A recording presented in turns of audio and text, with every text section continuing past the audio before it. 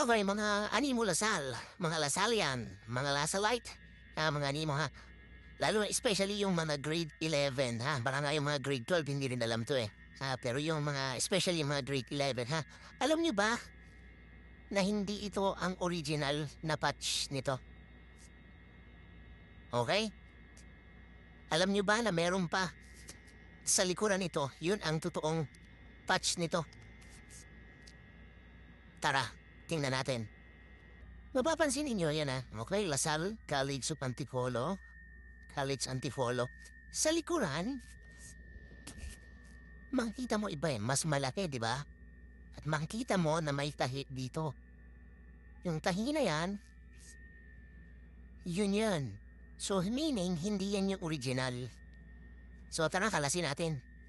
Kalasin natin, tingnan natin kung ano ang nasa likod nito. O yung mga ano ha, yung mga grade 11 ha, hindi nyo alam to. Ayan o, laslasin natin to ha. Tara.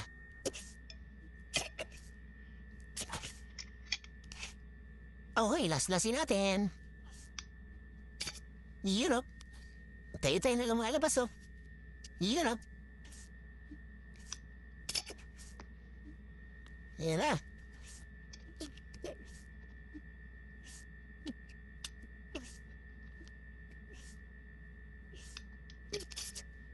Ito na, bumula na.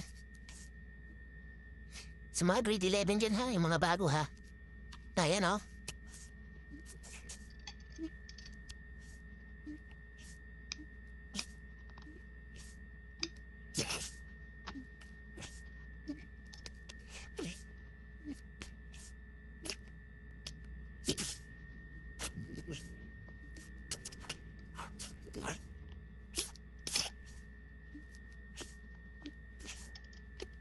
So bakit nga ba ganito ito? Comment lang tayo, yung mga original na mga tagalasan. Bakit nga ba ginagawa ito?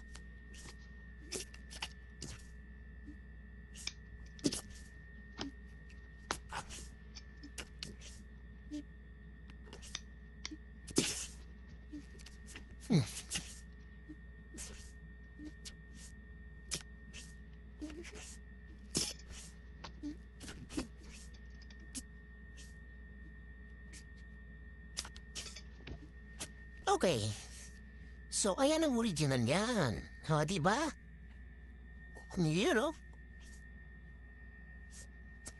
So, ito ay nakatakip lang. So, bakit nga ba? Bakit nga ba ginagawa sa uniforme ng Lasal to? Ano, ha?